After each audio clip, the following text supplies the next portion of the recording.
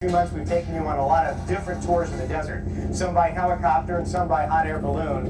But today Janine Ford on our Arizona adventure takes us on a tour through the desert in one of the most unusual vehicles you've ever seen. This week's Arizona adventure involves this amazing buggy. It's custom made with some parts from a VW bus, a Ford Pinto engine, and these incredible seats that absorb shock. So let's take this baby for a ride. They originally were not mountains, in fact. Our unique buggy adventure starts as a mission to visit a place that was underwater 300 million years ago. And as the water came in, the oceans came in, and then they went out, they softened the soil, and as they ran out, they took the soil with them. And as they washed away, they produced the mountains. That's why the four peaks are there. Joe Bador is the owner of Unique Buggies and our personal guide. As we pull off the paved road, we catch a glimpse of our destination, 18 miles straight to the top. Joe gives details of the desert vegetation. Now right here, this is the cholla. Now those are the worst ones of the bunch. I tell you about those first because those are the ones you want to stay away from. And then goes one step further. But when you open this up, you'll find very nice fruit. And you can eat that. That's good. Everybody thinks when they come to Arizona they're going to find a barren desert, dry and brown. And they come up here and they can't really believe their eyes. And then when I tell them about the history of Arizona, how all this was formed, they're quite amazed. Walking off the beaten path, Joe talks of how Native Americans lived off the land. Right here is a metate. You see where the Indians have used this. They had a rock shaped something like this, and they would put their grain in there, and they would grind it.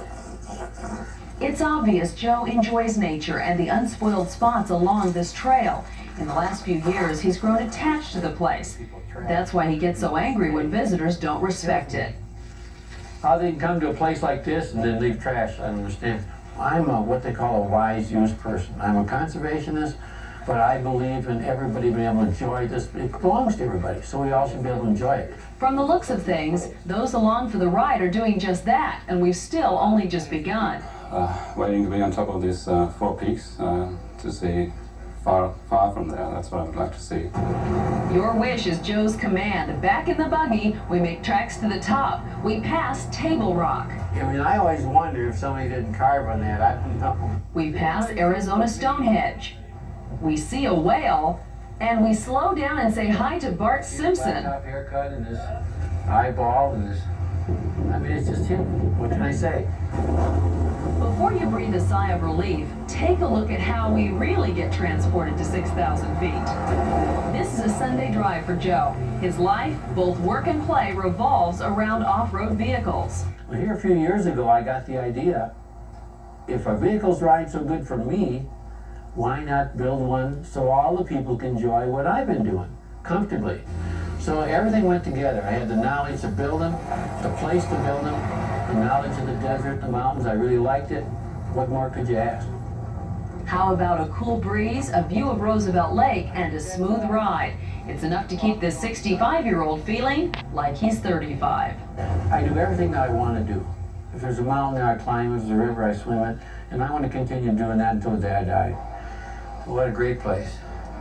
And Joe likes off-roading so much that he took a big group of people and went off-roading and got married. And if you'd like more information, call Arizona Unique Buggy Adventures at 971-2469 or 971-5069.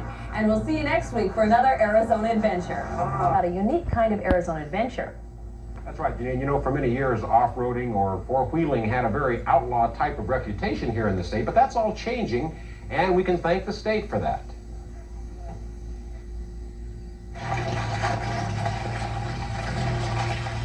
The passengers on this stretched-out dune buggy have been cruising down this trail for about half an hour.